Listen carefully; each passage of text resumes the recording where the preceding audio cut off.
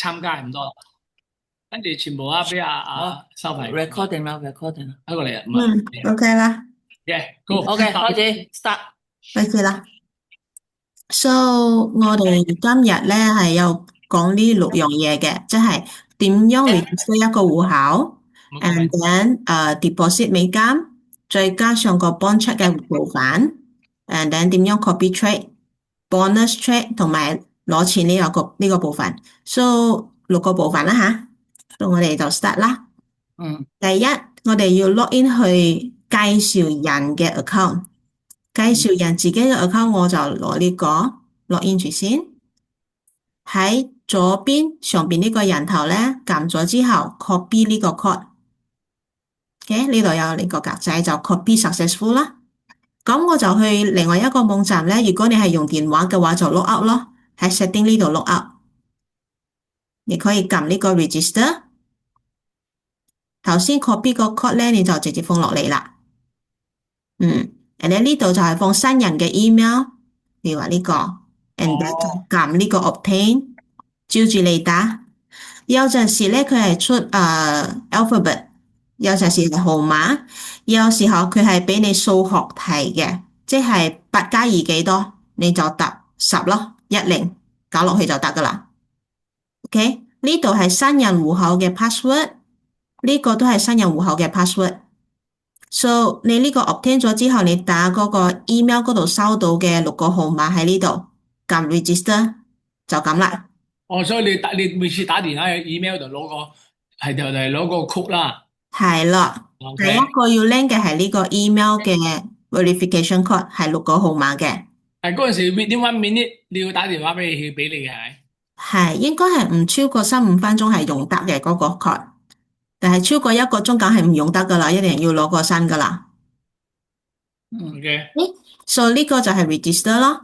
咁我哋倒翻轉頭咧，頭先 register 咗之後，其實就要翻去呢個介紹人嘅 account，check 多一次佢有冇加到人，就係嚟上邊呢個人頭 ，and then share with friends。所以你就要睇你呢度 recommend 嘅 number people 係咪？大約你係記得自己有幾多個人啦。所以如果頭先嘅 register 係成功咗咧，呢度19就會變20，就會加多一個。後邊嗰83係你成個 group 嘅人數，包括你自己。So OK，就咁啦，就係睇到呢度人數又加一個就啱咗啦。咁我哋就可以入去嗰個新人嘅戶口啦。譬如話呢度，我用第二個。所以我哋要放錢嘅話係點樣咧？就係嚟呢個新人戶口，入嚟呢個 asset，右邊下邊呢個 asset，撳呢個 deposit，佢就會出一個咁嘅 address 好長噶。So 呢一個咧就 copy 俾邊個有美金嘅，要叫對方幫你入個美金嘅，就係要俾佢呢個地址，佢就可以入個美金入嚟呢個戶口啦。係咪嗰日你 send 呢個 link 就係俾阿 Ken 就係咁啊？係嘛？阿 Ken 喺吉隆坡嘅。唔係，係咪啊？阿 Ken 係自己有美金啊？你自己用自己美金㗎，你 send link 俾佢啊？就係呢個咯。So 如果我哋 copy 出去咧，唔係自己喺度喺個電話做咧，要 send 出去，我通常係會 screenshot 呢成個 page，and then 再 copy 呢一個 address 一齊 send 過去。So 佢就可以 make sure 咧呢度頭尾冇少咗1-2個字咁咯，係俾人哋 double check 嘅。因為我淨係 copy send 過去咧，佢都可以做得到。但係如果我 screenshot 成個 page 俾佢，佢就可以做一個 double confirm，即係個地址係冇錯嘅。OK。咁嗰個 scan code 你都可以 scan 個 code 係嘛？可以，因為我哋喺嗰個何必話，如果喺電話嗰度啦，我哋要打嗰個地址。如果我冇打地址，我直接 scan 都係得，佢就會直接出呢個地址出嚟噶啦。OK。So 如果我喺電腦呢度做緊註冊咧，我用電話 scan 嗰個 code 就可以入個美金咯，就方便啲啦。嗯OK，所以呢個就係入個美金嘅部分。Then 呢 after that 呢度入咗美金之後咧，因為佢都係要等3-5分鐘先至到戶口噶嘛，所以呢個時候咧，我哋就去 bond check 啦。bond check 我哋睇呢個，OK，去 App Store 嗰度 download 呢個 bond check，BONCHAT，然之後咧就入呢個 server number BG2604。新人嚟講啊，依家我哋係行緊2604嘅，遲啲可能有其他嘅號碼，到時先講。撳咗之後就撳呢個 join 清晰嘅，and then 佢會出呢一個 page，但係你睇下注意下呢度寫嘅係 log in 噶嘛，係咪？我哋唔係 log in，我哋要喺呢度 sign up now 下邊呢一個部分。就 sign up 嘅時候，我哋就打新人嘅電話號碼，比如話係01幾多嘅話，前面嗰個0咧就唔使打啦，你就直接打137868咩嘢嘅都得。and then 就 send 呢個 button 撳咗佢，佢會出嗰個4個號碼嘅，去佢嘅 WhatsApp 或者係去呢個號碼嘅 SMS。你拎到嗰個 code 咧打落嚟呢度就可以 continue 噶啦。咁萬一如果呢個 SMS 或者係 WhatsApp 佢都收唔到咧，你撳咗呢個 send 之後，佢其實有一個 option，即係你可以 send 呢個 verification code 去 email 嘅。你都可以用 email 嚟做呢個 verification。哦 Yes。，OK， So 入咗之後，我少咗一個 page。佢入咗之後咧，佢會叫你打一個你嘅 nickname 同埋 password。嗰個 password 就係 bond check 嘅 password，你要 log in bond check 嘅 password 咯。所以我呢度就差唔多係好 unified，就係用佢嘅 nickname 加123咁。哦，OK，啊嗰個唔可以改嘅好似啊，password 之後你入去之後可以改嘅，自己改咯。 ，OK，所以呢個 bond check 咧，千祈就唔好忘記個 password 咩嘢啦，因為其實就算你忘記都可以揾翻嚟嘅，forget password 都得，就麻煩啲都係 OK 嘅。So 如果係用 spare 嘅電話號碼，嗰電話號碼唔好唔見啊。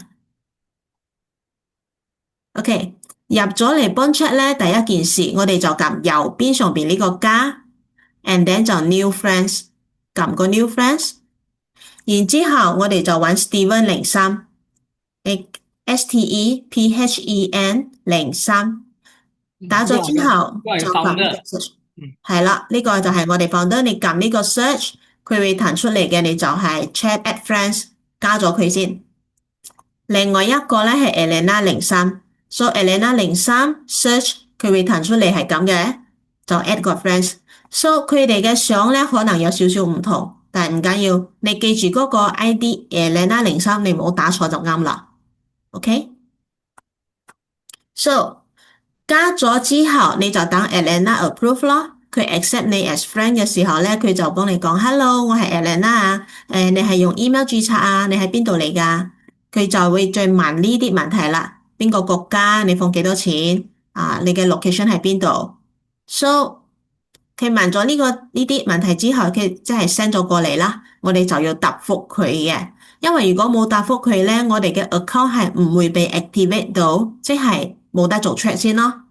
所以我哋第一時間就答覆佢咯。我哋覆咩嘢咧？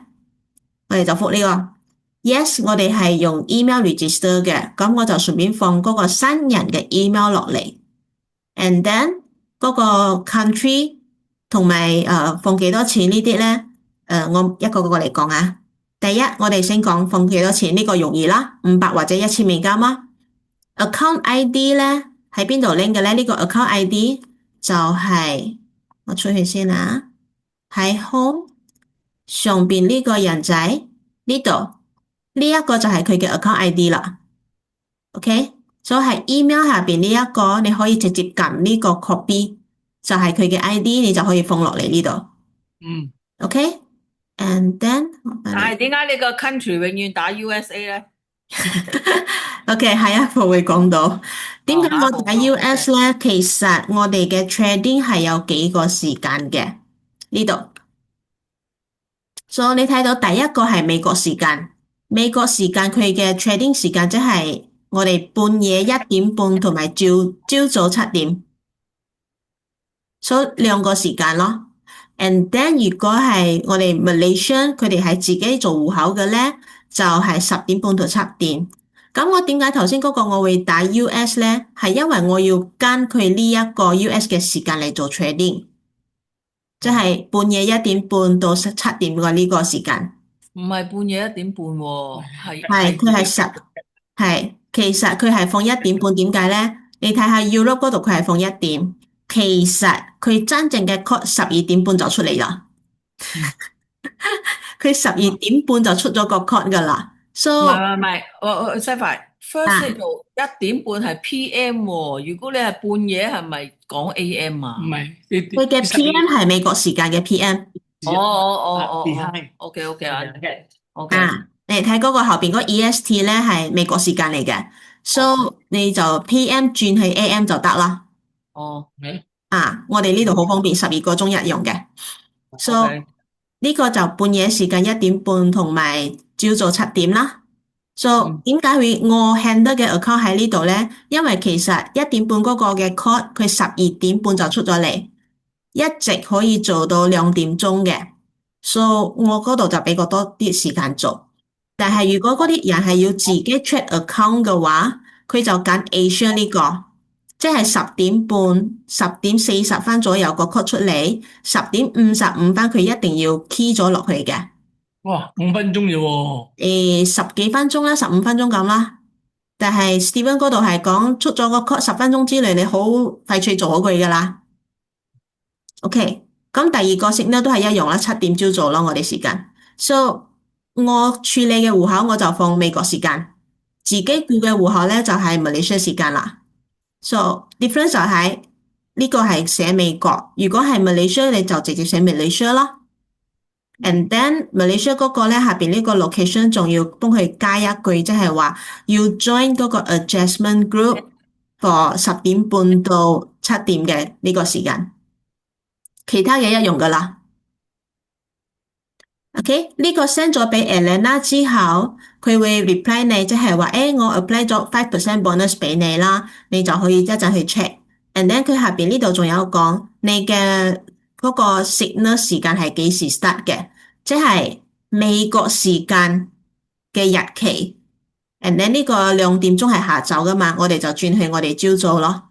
所以其實呢個13號即係變到我哋嘅14號。Malaysia 時間嘅14號朝早2點，即係半夜嘅時間嚟嘅。OK，alright，so 大概係咁。And then 佢仲有一樣嘢就係呢個 new members。new members 佢有一個 training group 嘅 training duration 就係5日嘅時間。呢度咧，如果你做咗個 note，佢一日會俾你$6嘅。So training group 咧係睇住係差唔多咁嘅。每個新人如果佢入佢自己嘅 bond chart，佢會睇到有呢個日期，4月幾號啊到幾號嘅 BG Newcomer Group。OK，咁佢呢度就有 Amelia 會講啦，成個 group 都係 Amelia 喺度 post 嘢嘅啫。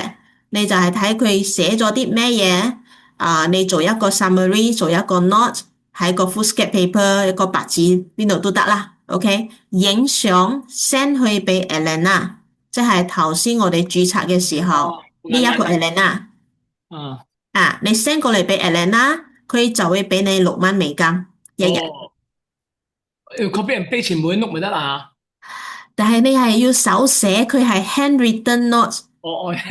手寫唔得 copy paste。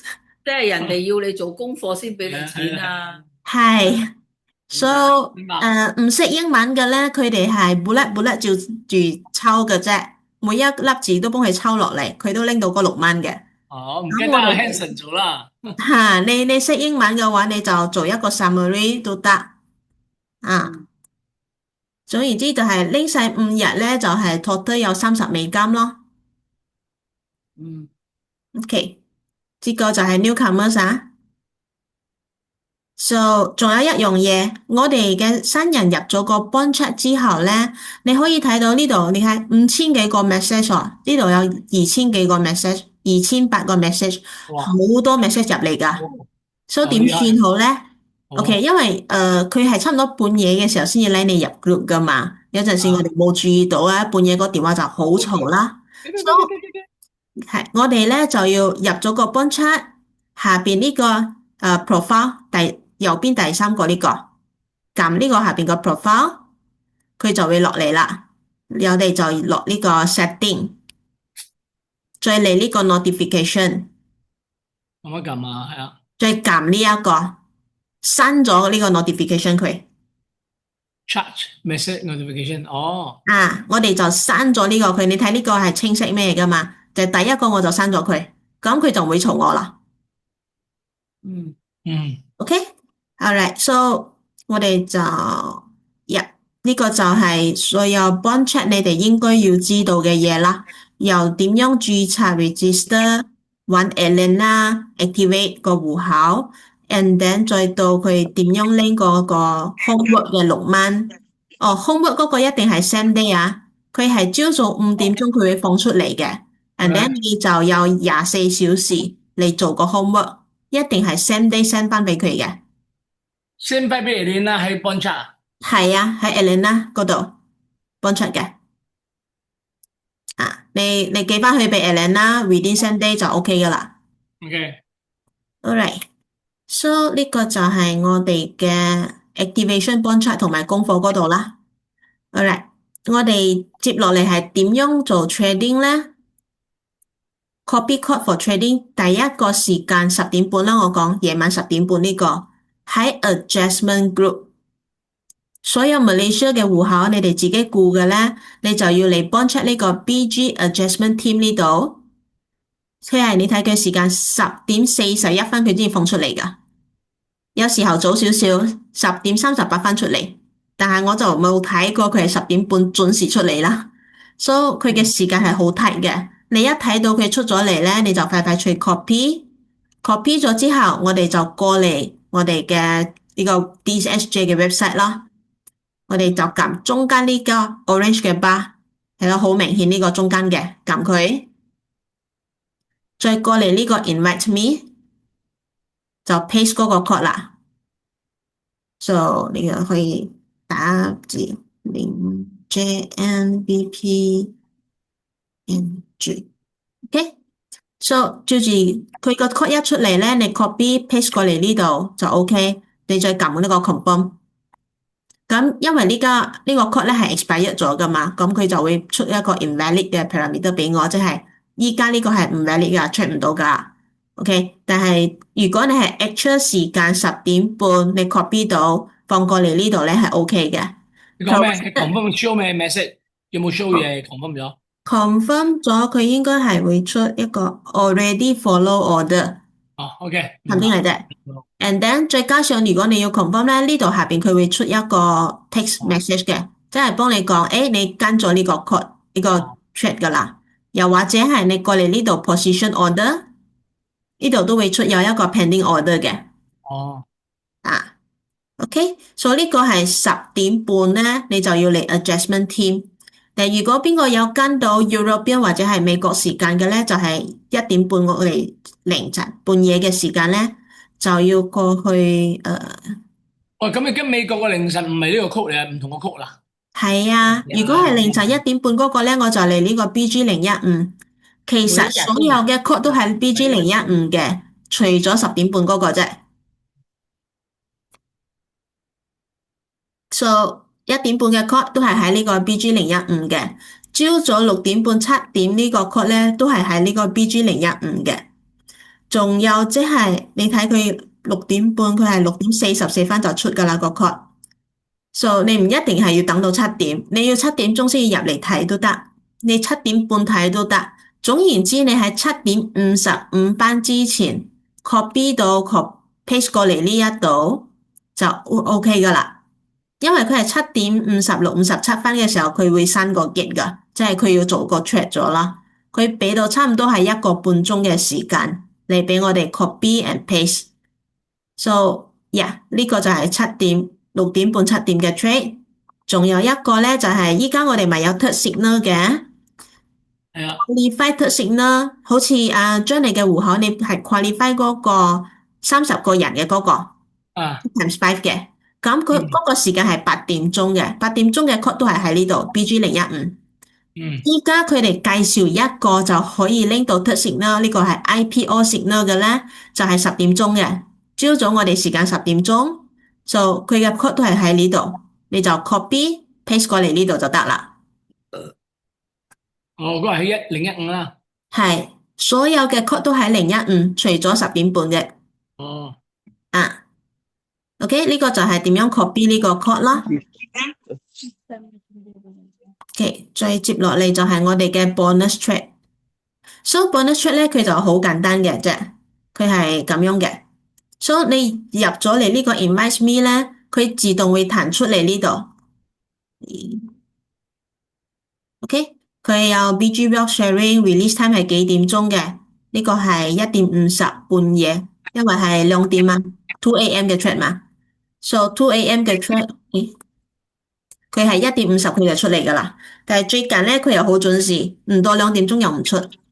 總言之，你睇2點鐘佢出咗嚟咧，你就撳呢個 confirm to follow the order，撳一個掣，and then 最下邊咧佢有一個 OK or done 嘅，你再撳多次就 OK 啦。一樣，如果你撳咗你唔 sure 有冇撳到個 track，你都係翻嚟呢個 position order 呢度睇有冇一個 pending order，如果有嘅話就係 OK 咗冇問題。所有嘅 bonus trade，所以 bonus trade 時間咧佢係 fix 咗，係半夜2點、2點半一個、8點半朝早同埋朝早9點，所以4個時間嚟嘅。佢一日嘅 bonus trade 係 fix 咗係呢4個時間嘅啫。And then so trading 嘅嘢就係咁多啦。一係你要 copy code 去呢啲 bonus trade 嘅 group chat 呢度 copy。二就係 bonus trade 你唔使 copy，直接過嚟呢度 invite me，撳嗰個 confirm order 係咁啦。OK，trading 係咁簡單嘅。好，接落嚟我哋就講點樣拎錢啦。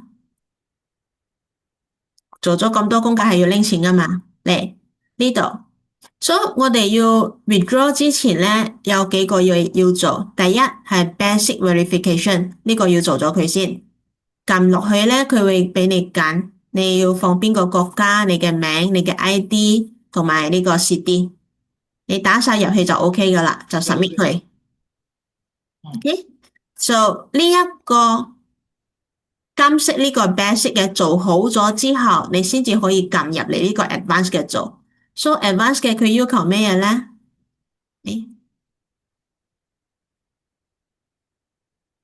？advanced 嘅好似呢個金色嘅做好咗。清晰呢個我就可以撳啦，佢就要呢個 front side of certificate，即係你嘅 IC 或者係你 passport 前面嗰一面有你相嘅，有你嘅名，有你嘅相嘅，淨係個 ID 嘅啫。And then 第二張咧係你手揸住嗰個 ID，即係或者你身份證你 passport 嘅嗰張相，所以2張你 upload 上嚟 submit 就 OK 啦。OK。就呢度2個 verification 你就做好咗啦。咁第二個部分我哋就要 ready 個 wallet。咁我拎錢我梗係有一個地址嚟俾佢寄呢個 USDT 俾我噶嘛。所以我哋可以去 HTX 或者係 Binance 或者係 Token Pocket。咁呢3個咩分別咧？第一 HTX 大部分電話都 OK download 得到，除咗一啲 iPhone 嘅問題啫。iPhone 又好似有咩 setting 要做嘅。咁第二個係 Binance 係好安全，但係佢嘅錢入咗去之後咧，如果係新戶口，佢唔俾你直接出，你差唔多要等1個禮拜左右先至可以出嚟。就因為佢就唔愛你好似就係攞嚟出出入入啦，使錢咁啦，所以 Binance 嘅 security 就比較麻煩啲。第三個係 Token Pocket， 咁 Token Pocket 佢一樣好就係唔使你嘅身份證，你嘅唔使做 KYC， 唔使 email 咩都唔使，但係佢嘅 transaction fee 係比較貴嘅，3溝8到5溝幾。如果係 HTX 嘅話就係差唔多係2萬，Binance 都係1萬幾2萬嘅啫。So 如果係 HTX to HTX within 佢哋嘅 network 入邊嗰個係 free 嘅，就冇手續費嘅。So anyway，3個都可以得，就睇你哋自己要點用啦。OK，呢個我就示範一次呢個 HTX 啦。呢度。So HTX 我哋就去 Play Store 或者係 App Store 嗰度，你揾呢個 HTX 佢會出嚟，你就 install 佢 open，and then register。新戶口你就入嚟呢度 register。Sign up 就係放你嘅 email 或者係電話號碼啦。我通常就係放 email 噶啦。撳 next，and then 就跟住佢撳啦，佢1、2、3撳咗佢就得啦。OK，呢個係密碼，呢個密碼千祈要自己記住啊！因為呢度係你拎錢攞錢最重要嘅 wallet 嚟㗎，係你嘅荷包嚟㗎。So 佢係2個要求，第一8個字，第二即係有號碼同 alphabet。So 嗰度打好咗之後咧，呢個 referral code 就唔使理佢啦。你打好咗個 password，撳個 confirm 就入嚟㗎啦。咁虧咩？OK，所以入嚟之後，你會睇到有一個 fund account，因為我依家係要拎個地址噶嘛，係咪？我要拎一個 wallet address，so that 我喺 DSJ 嗰度賺到嘅錢可以拎出嚟。So 我哋就撳呢個藍色嘅 fund account，already have crypto 即係 deposit now 咯。撳呢個 USDT，因為我哋喺嗰度賺嘅錢全部係 USDT 嚟嘅，你就撳呢個 USDT。呢個就刪咗佢 ，and then 撳呢個 TRC20，一定係要 TRC20嘅地址啊。Sorry，咪瞄咗佢先，全世界嘅人唔好問嘢。After that，俾你哋 Q&A 啊。OK。唔係啊，我瞄佢幾次佢都開。OK，so 就係呢個 TRC20，因為其他地址咧就冇咁好用。and then 我哋 DSJ 我哋出去先啊。你可以睇到我哋呢度，如果要做 security buy withdrawal address， 你睇到佢就係俾一個 TRC20同埋 ERC20嘅。咁我兩個都試過嘅，so Elena 就幫我講 ERC20咧，佢哋就有啲唔好嘅經驗啦，佢就建議我淨係用呢個 TRC20，所以我喺呢度揀個 network 一定係 TRC20咯。你揀咗之後，佢就會出嚟啦。呢一個 page，呢一個 page 我哋可以 save 咗佢 screenshot 佢 ，and then 就 copy 呢一個 TQ 咩嘅係咪？你撳旁邊呢一個 copy 咧，就放落嚟呢個 wallet address 就 OK 噶啦。放落嚟就 submit， 咁呢個 wallet address 就係 bind 好咗。So 接落嚟咧，我哋整好咗呢度呢一個 page 同埋呢個地址，我都要俾 Elena 嗰度噶。即係我要喺 bond chat 嗰度 message Elena， 幫佢講，係我要做 withdrawal 啊 ，and then 呢個係我嘅地址，佢會要求你俾多佢一張相，即係好似頭先呢一個手揸住 ID 嘅嗰張相。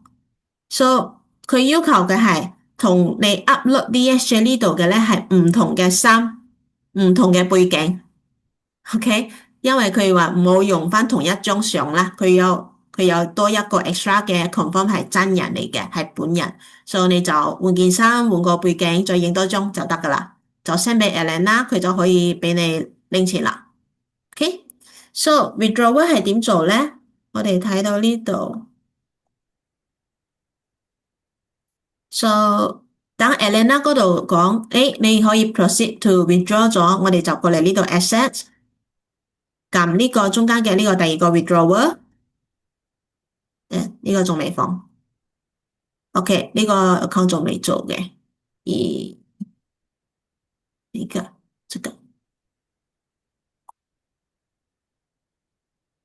呢個 withdrawal， 所以我哋擺好咗個地址，佢就會喺呢度啦。and then 就撳呢個你要攞幾多錢 withdrawal amount，撳個 submit 就得噶啦。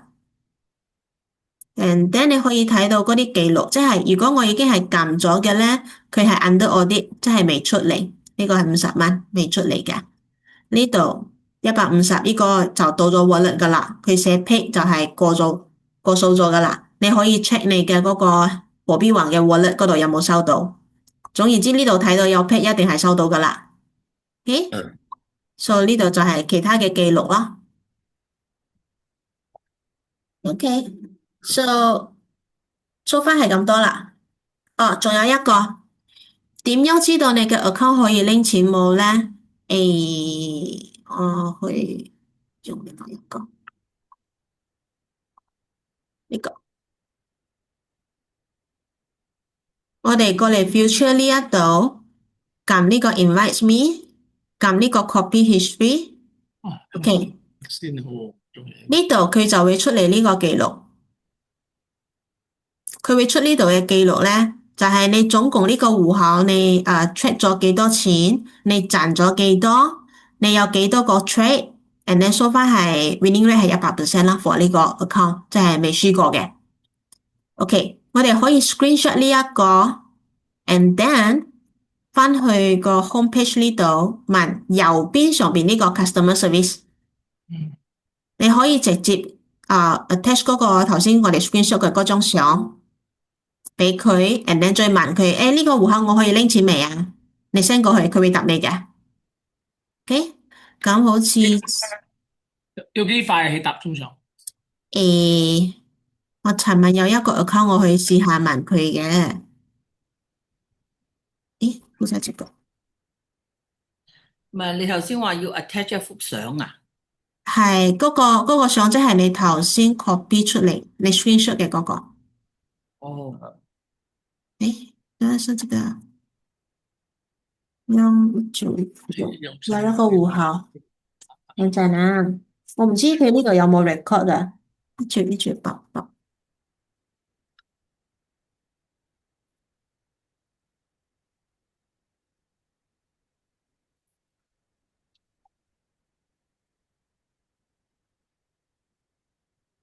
冇咗。So 呢個戶口咧，我係有問咗佢，但係應該係 within half an hour 吧，佢就答覆咗我噶啦。咁佢就話佢係724 hours 嘅 online 噶啦，所以你哋可以去試下嘅一啲戶口。如果你要拎錢咩嘢咧，你就可以問佢。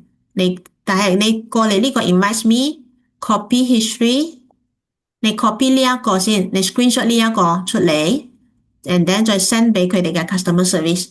咁你就可以問到話佢呢個 account 如果依家攞錢會唔會俾扣嗰個20%？即係有陣時我哋唔 sure，我呢個 account 可以拎到錢未啊？你就可以喺呢個 customer service 度問下佢咯，佢就幫你 confirm 話，冇問題，你依家係可以 withdraw 嘅。因為 withdraw 我哋基本上係知道有2個條件，第一個條件係佢嘅 trade amount 已經超過佢嘅呢個capital，and then 仲有呢個 numbers 係有超過100個嘅。咁有陣時我哋係睇唔知係呢一個要超過 capital 或者係呢個 profit 超過 capital。咁安全嘅話咧就係呢一個超過啦，就一定 OK 嘅，冇問題。即係 double。唔係話 double 嘅 investment 咩？係嗰個係容易講，但係我睇翻佢嘅嗰個佢嘅 policy 係咪？佢應該係話呢一個上邊嗰個。但係如果我哋係話 double 嘅話，係比較安全嘅。So 如果唔需要就直接問嗰個 customer service 咯。呢個 account 係我尋晚問咗嘅，佢係投1000噶嘛，佢都未到1000，但係佢係幫我講可以攞咗嘅喎。OK，仲有一樣嘢就係 after 60 day 啊，佢 over 咗100個 trade 啊，佢 delete 個 account 有冇手續費啊？即係攞清啲錢走。12%固定嘅嗰個12%。12%就係攞乜錢都要扣噶啦。係咯，就嗰個咯。就係12%啫。但係如果你話 lower than 60 day 去 withdraw 就再扣20%。係 penalty 再扣20%。係 OK 咯。OK， 而家我開晒佢哋嘅講完係咪？我開晒佢哋嘅咪，等佢哋問問題咯。Yes。OK， 開晒佢哋嘅咪啊，開晒啊！你哋自己開晒啦。嗯，有咩問題要問冇？邊一個 part 唔係好 sure 嘅？開晒地誒，先開。而家嘅 website 係咩？喺邊度啊？最新嘅可以登入㗎，OK。你可以十分，你咪俾咗個 note 寫，你問咗 customer service 係點寫嘅嗰個 URL changing so often 咧，你個 note 寫好啊？你講下冇？呢個喺呢度。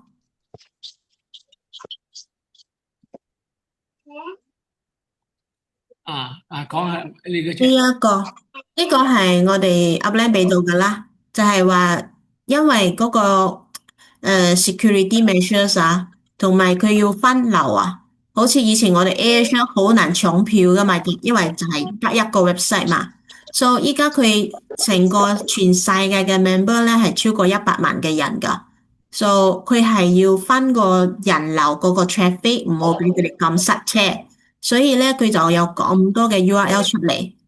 OK，so for security 都係俾你哋個 traffic 比較好行啲啦。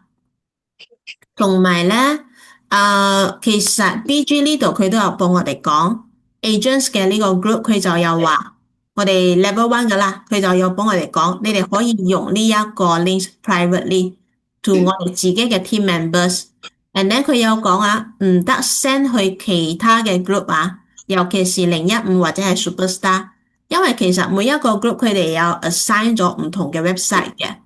就唔會話全世界人用翻同一個 link 咁塞車。So 第二個咧，都係 Amelia 有做功課嘅人應該都會識佢啦，因為就係佢俾我哋做功課噶嘛。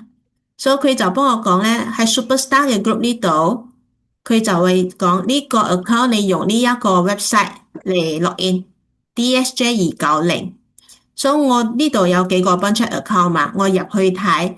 真係差唔多3-4個人係 share 同一個 website 嘅，我就睇到話，如果係同一日 register 嘅人咧，通常係同一個 website。After that 唔同日子 register 嘅係用唔同嘅 website 嘅，so 自己顧戶口嘅咧，你就要去睇呢一個你嘅 website 係邊一個，所以就唔會咁 clash，唔會咁塞車啦。即係多啲留意個幫測啦，係咪咁講？係，你就多啲留意個 bond chat，但係成個 bond chat 咧，因為有好多人喺度講嘢嘛，你淨係睇3個人嘅啫。第一個係 Steven，Steven 邊日講嘅，佢係事頭噶嘛，咁佢講嘢就 OK 嘅。第二個係呢個 Amelia，即係教我哋做功課嗰個。第三個係 Elena。OK，除咗呢3個人之外，邊個俾個 link 都唔會理佢，因為你唔知邊個係鬼嚟噶。唔好陣間入到嗰啲出邊其他唔知咩嘅網站，係咪？你唔損失到錢咩就唔好啦。所以我哋就係睇準呢3個人嘅啫，其他嘅我唔睇。因為鬼意思個 competitor 開咗戶口入低啦。係啦，你點知咧？係咪？梗係會有噶嘛。明白。如果唔係，點會佢一出嗰個 link 馬上又有問題咧？冇咁麻煩嘅，係因為對方喺入邊啫。所以點解頭先嗰個 Steven 就話呢個係 agent 嘅 conference group，淨係俾 level one 嘅人先至睇到嘅。level one，normal member 就冇睇到噶啦。level one 你應該都會有噶，你入嚟個 bond chat。OK。level one 嘅 leader 就會睇到喺呢一個 group，我哋有另外嘅。你睇呢個 PDD、PLL 係咪？喺其他嘅 group 係冇睇到噶呢個網站。咁我用呢個網站係咪要擠個 HH file 喺後邊咧？OK，我哋依家試下。頭先求邊問到嘅個網站用唔用得嘅問題。係。你睇下。所以如果我照住打 PDD303，咁我尋晚就試咗啦，係 OK 嘅，但係今朝就又唔得。你睇下依家都係唔得嘅，所以我哋就改咗後邊呢個去咗 iOS 就 OK 啦。咩 iOS 加個 iOS 後邊啊？點解要加啊？我都唔知道，呢個係電腦嘅人 technical issue。但係邊個教你啊？我哋都唔知。bond chat 咯，bond chat 頭先係 Amelia 教噶嘛，Amelia 有 post 喺 bond chat 嘛。教㗎。Amelia 佢哋有 post 喺 bond chat 嘛，咁我咪照住做咯。係因為係 Amelia 佢 post 嘅，所以就可以信。iOS hex 一打 iOS hex 自動走出嚟嘅。咁你睇我呢個係咪？H5 之後我就睇 iOS Enter，佢直接彈噶嘛，佢直接出噶。明白，very good，very good，明白。咁我試多一個，總之有咩唔妥，我哋即刻睇 Bond Chart 係咪？係咯，當出嗰度你揾最新消息，最新消息 com 就係睇3個人啦，睇 Stephen 啦、Amelia 同埋 Elena 啦，其他啲冇聽佢啦。係為咗安全，我哋就係睇呢3個人 post 嘅嘢啫，其他唔睇。哦，你睇呢一個我加咗 iOS 係冇問題，係可以入得到嘅。但係如果冇加咧，淨係咁樣 .com 嘅話，又係唔得。明白喎，你哋明白啊？咁你不如 share 呢個，你講呢個你已經 share 咗啦，係咪喺嗰個 DHA 個團隊啦，全部都係人嘅。係。所以接落嚟我哋啲人有咩註冊嘅話，我應該都係用翻呢個 DHA 77，因為好多人已經係慣咗係77呢個 net 噶嘛。我就係喺 H5 後邊呢個寫一個 iOS，就係打 iOS。係啦，我就係打一個 iOS 就得噶啦。之前呢度係寫嗰個 hash 同埋 login 但係嗰個就唔用得咗。之前係咁嘅。係咯。呢個係之前嘅，就唔用得咗。所以我就改呢度變咗去 iOS 咧，就得 OK 啦。佢你有咩原因咧？我真係唔知咯，即係佢話 traffic，唔好理佢啦，睇呢個啦。喂，仲有一樣嘢就係咩咧？我唔記得咗。係，咪住先。好似我咧，日日都有 referral 入嚟啊嘛，咁我有好多個 bonus trade 啊嘛，咁我啲時間我喺邊度睇啊？如果即係同埋我一日究竟有幾多個 trade 啊？我日日都有新人入嚟，我有幾多個 trade 啊？究竟？OK，你當係阿 John 個 account， 我有幾多個 trade 啊？仲有一日我有幾多個 trade 啊？佢應該係8個。我有8個 trade 啊，咁啊8個時間咯。咁我喺邊度睇呢8個時間啊？咁你有冇同我做少咗啊？你睇下啦，你翻去睇你嘅 history 啦。你翻去睇 history 啦，不過就唔得噶啦。做少咗我揼你啊！話俾你聽。OK，我呢度加一個。喺邊度？哇！做多個就我有8個啊！8個。阿媽有8個。呢個係 bonus trade 係咩啊？bonus trade。8個啫，做晒啦，你話都做晒啦，一日俾4個啊！我日日都有8個啊！我日日都有8個。唔係一日 maximum 6個嘅咩？這樣 spelling tree 啦，加埋個 permanent trade 2個嘛，咪6個加2個咪8個咯。啦，再加多一個係朝早點嘅，呢個係 IPO 嘅。So 你哋阿張哥，你嘅戶口咧係1點半呢個你冇 check，點解？因為呢個係美國時間噶嘛，有一部分嘅 account，因為 OK 正常嚟講，我咁樣翻開佢啊，前面呢3個咧係揀2個嘅啫，有啲戶口係10點半到1點半嘅，有啲戶口咧就係1點半到7點嘅2個，有啲就係 Malaysia 嘅咧就係朝早7點同埋呢個10點半。總言之呢度3個咧就係揀2個嘅啫。OK，and then 邊個 qualify 到 third signal，即係你嘅 group 你有5個 direct 嘅 level 1，咁你就 qualify 呢個 third signal。朝早8點鐘你有呢個 trade。依家嘅 promotion 你計算一個1000嘅，你就可以 qualify 呢個 IPO 嘅 trade， 係朝早10點鐘嘅 trade 嚟嘅。So 阿張哥你嘅時間咧係10點半一個，朝早7點一個，8點一個，10點一個 ，and then 呢4個 bonus 加起嚟係8個。8個，上面嗰4個係 permanent trade 嚟咯。係，上面嗰4個係 permanent 嘅。我已經拎咗第4個咗啦。想拿到咗。IPO 係點樣攞到㗎？IPO 依家 before 27，你介紹到一個1000美金嘅戶口，你就可以拎到呢個 IPO 嘅 bonus trade，IPO 嘅 permanent trade。唔係得線啦咩？嗰個得線啦，嗰個係8點鐘嘅咧，係你要5個 direct 嘅 level 1。哦，即係嗰5個有自己嘅5個人。嗰個總共係 under level 2即係有30個人。5個 level 1嘅supervisor 啦。係，你有5個 level 1嘅，呢個8點鐘嘅 check 先至領到。我意思講一個新人呢家起拎到一個1000蚊嘅話，就有10點鐘嗰個啦。但係仲 qualify，如果有30個人喺下邊嗰陣時啊，起都可以拎到8點鐘嗰隻咯，得食咯。係8點鐘嗰個係 long term 嘅，你幾時 qualify 就幾時攞。IPO 10點鐘呢個咧係呢幾日嘅啫。明白啊。Yeah。那個不是6點半呢，或者7點呢？ OK， 我就為了大家不 confuse 我開的。去哪裡這個？我記得我是6點半哦，他一下子問了，因為7點不太遲了。對 ，OK， 我是跟他這個來跟你講 ，OK， 因為他其實是6點半出。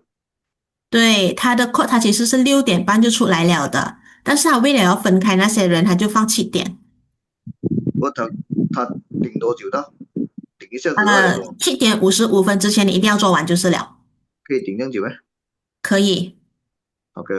他是6點半一直到7點55分，他是差不多1個半鐘的時間在那邊給我們 copy paste 的。OK。因為你看到就是整10點半的那一個，你只有15分鐘。怎麼這樣短？因為人家 original 就是從美國時間出來的，是晚上1點半他們時間跟這個7點。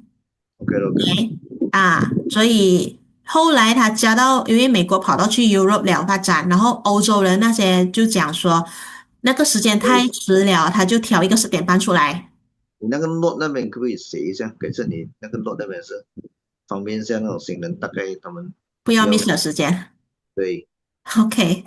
65分鐘就大概是多少點到多少這樣子？10點半。10點半到10點是沒有啦，10點55分還可以的。然後10點半他10點到8才出的。對，是他差不多10點到8才出的，所以要自己執生了的那個。OK， 然後這個是它是6點半到7點55。那種得食那種會多久的？10分鐘。寫埋先，這個 note 你等下給我們啊。你 screenshot 一下，在你電話 screenshot 一下就好了。跟 Signal 跟 IPO 都是10分鐘啊？10分鐘，按照 Steven 的講法都是10分鐘。我那三個也是5分鐘、10分鐘過來完成。我那三個。對，其實我的看到的就是2點的這一個，他2點出來了，差不多是2點20多分的時候，25分吧，他就會關掉了的。So 安全來講，你就是10分鐘做完它就好。所有這些8點的、10點的，還有這4個都是10分鐘。Steven 講的，他放了那 code 之後，他會講10分鐘之內你們快點去做掉它。其他這些都10分鐘，你就記得只有這些會比較長的時間，只有這2個啦，比較長的時間，其他都是10分鐘。OK。哎呀，還有什麼要問啊？沒有就 finish 啊。做幾多分鐘咗？你個 meeting 啊？差唔多49分鐘了。40分鐘了。有什麼要問嗎？我要做 trade 的了。我想問一下，這個 Hello。呀。這個你們 record 了的嗎？是這個。有 record 了，我這邊 record 了。record 了。可以需要送給你們。OK， 好，謝謝。可以。OK。就這樣啊？還有東西問嗎？就這樣啦，你要做 trade 了，走了。OK， 好，謝謝大家。就先這樣子樣子。謝謝。不謝，快點去找人申請拿到這一個 IPO 的這個signal，拿到了的時候，這個是長期的 permanent 的，只要40天就可以 double 戶口了。OK， 加油，大家加油，拜拜。加油！這個 IPO signal 啊，不要浪費時間，每一天是金錢啊，跟你講。我有東西要問。啊。好似普通啊，我哋有2個trade嘛。係而家我又加多個1000蚊 direct 嘅，咁我就有3個 trade 嘛。係如果聽日我又加多個 direct，我有冇4個 trade 啊？冇冇一個啫，加一個咋？係即係我唔需要放喺我 direct 啦。OK，係明白嗎？哎，你們大家聽清楚啊！你只是有幾天到是28號啊，我們的時間是28號，所以你爭取時間啊，要每天去分享來抓緊這個，不要只是你要拿 IPO， 新的人進來也要拿 IPO 啊，你是不是每天都要分享啊？要分享啊！我啊跟你們有什麼分別啊？我每天都分享啊，明白嗎？所以幫人就是這樣的，謝謝啊！好了，是這樣。OK 好，9點鐘去拿完8個 trade。OK，我 off 噶啦，阿邊個？ OK 好，拜拜啦。你一陣間 edit 咗 cut short 送俾你哋啊。OK，拜拜，用嗯，好。